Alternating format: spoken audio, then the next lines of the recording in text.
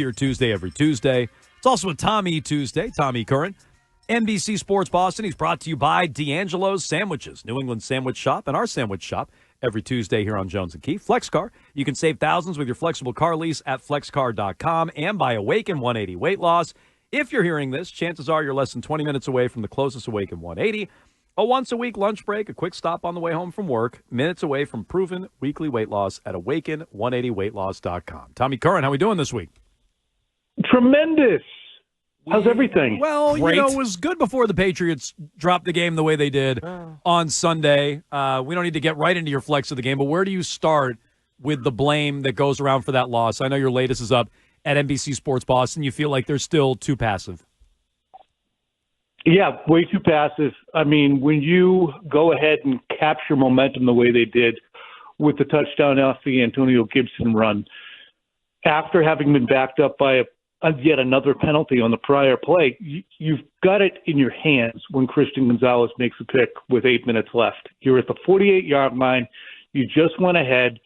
You're outplaying the Colts on virtually every front except for silly decisions.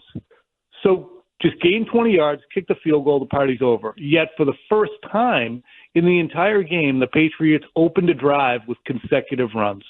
Run, third down pass attempt turns into a sack, punt, 19 plays, 80 yards, touchdown. The other team decides on the road, we're not that great, might as well go for two. They get it. That's how you should operate. Not necessarily you don't want to emulate the Colts, but if you're a 3-9 team trying to avoid 3-10, as we've said a couple times on this, if you're going to be a Bear, be a Grizzly. Attack. So that bothered me a great deal. What about the closing sequence? You go for the NFL record 68-yard field goal, or are you heaving a Hail Mary? I think on the face of it, I was shaking my head, but then when I see how close the kick came, I said, all right. I know. Because when you look at, there was the 65-yard attempt. I saw this on Twitter. There was a 65-yard kick that he had hit in a pregame at the Jets a couple of weeks earlier, and that cleared the bar by a lot. So either way, it's a scratch ticket.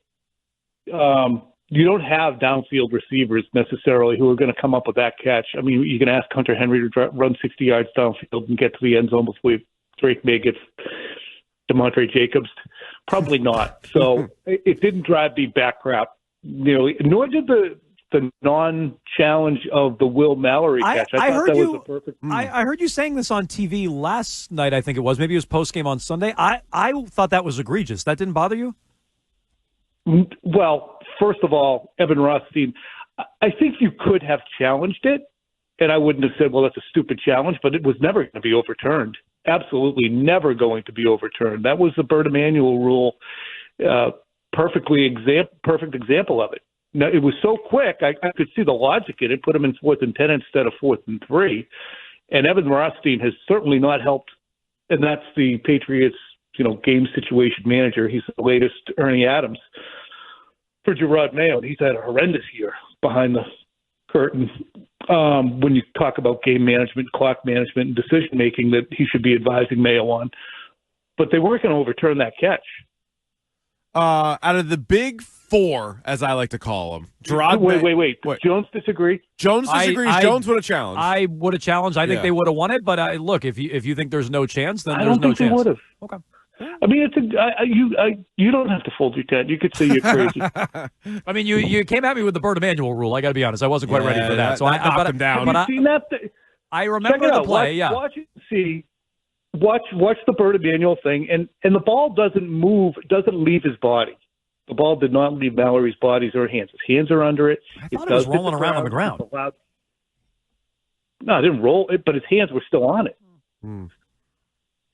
Well, I watched the thing like 19 times because I wanted to be I'll be sure. honest, I watched never know in real time, and then the two replays in the game. I thought it was on the ground, but what do I know? We may never know.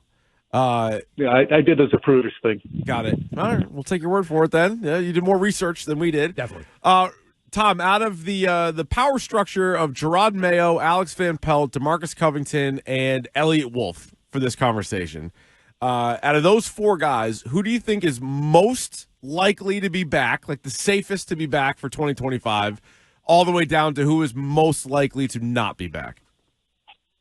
Well, that's a tough one. Who's going to lose it? Well, I mean, just most likely. Like, who's safest? Who's the least safe? I would say Covington is probably in the most tenuous. I don't think any of them are going to lose their jobs. Okay. I think Covington is in the most tenuous spot, and then it would go Van Pelt, then Mayo, then Wolf. But again, I think it's less than 90% chance for the top three and probably closer to 85. I think they'll bring support in for any and all of them. Certainly for Covington. I think Van Pelt, if the Patriots considered moving on from Van Pelt, I would question everything about their decision making. He is the least of their friggin' problems. Why do you have Wolf? Silence. Well, no, I'm just curious why you have Wolf as the safest then and not Van Pelt as the safest. They're so committed.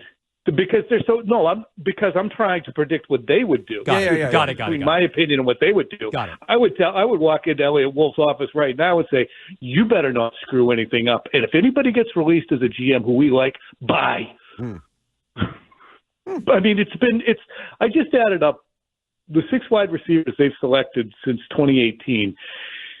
It's Jalen Polk, Javon Baker, Demario Douglas, Ray Nixon, Tyquan Thornton, and N'Keal Harry. And yes, it does date back to Bill. No. But that's the only 6 guys they've drafted. And, he's on the hook for 3 of them. 4. Mm-hmm. And Douglas has been productive. So Douglas, Polk, Baker. And you want to have that group in the personnel department in charge of finding the wide receivers to help support Drake Maye. I would not. When you look defensively, and I'm with you on Covington, I just feel like he's had a rough year. There's been certain, defensive play calls that we've pointed to, we've talked about with you. How much of it is him maybe being in over his head, or how much of it is not having great personnel?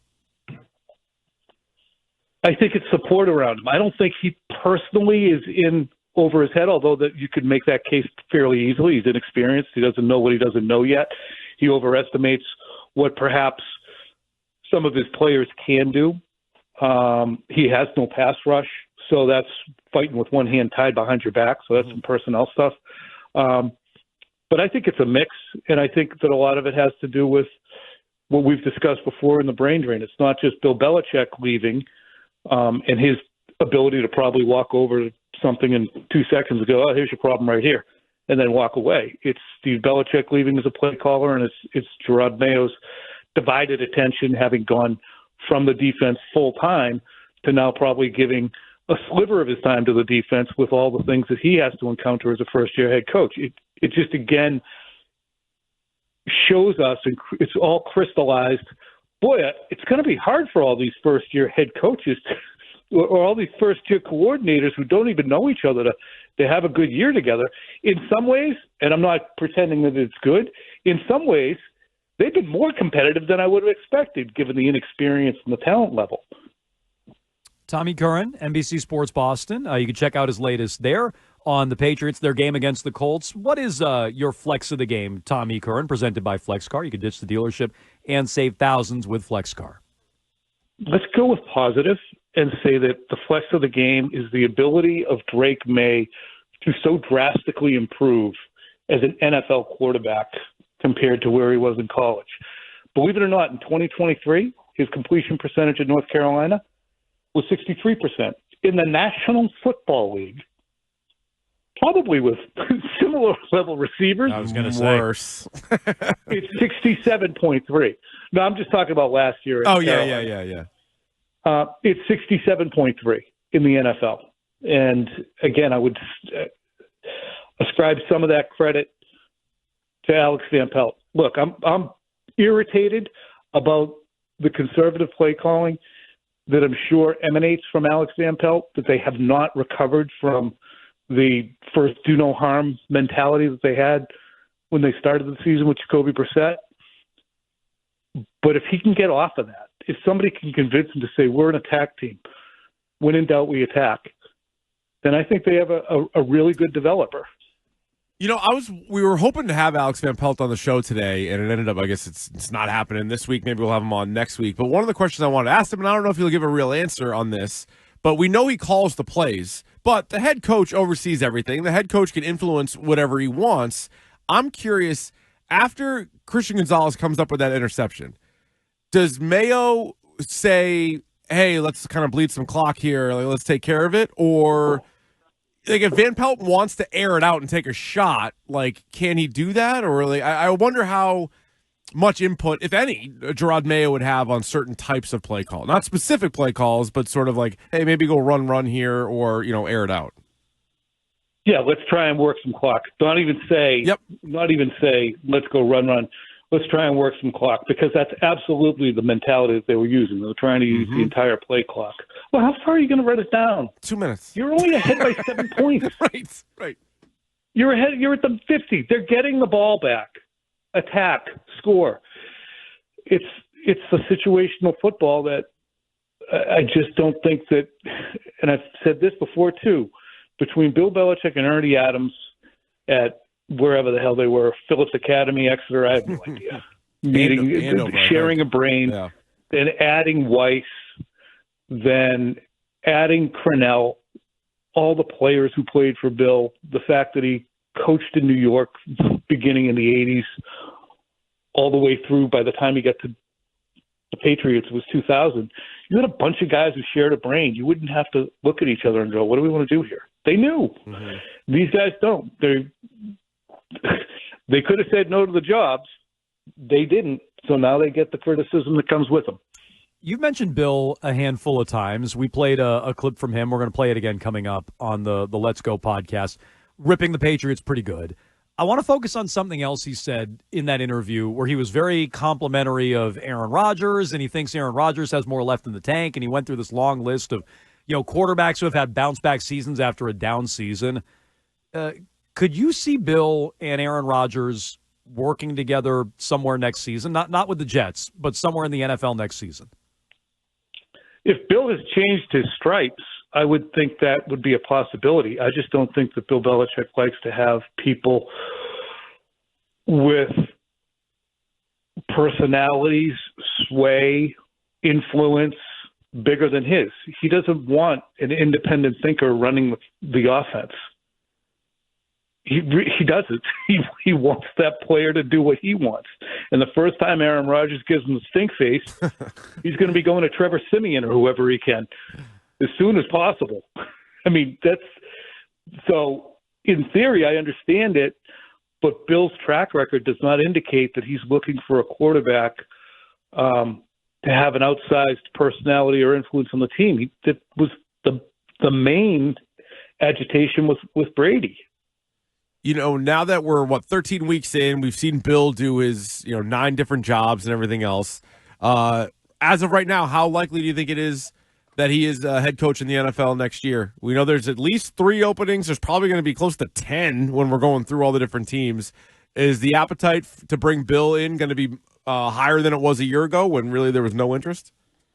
I think there's going to be so many openings.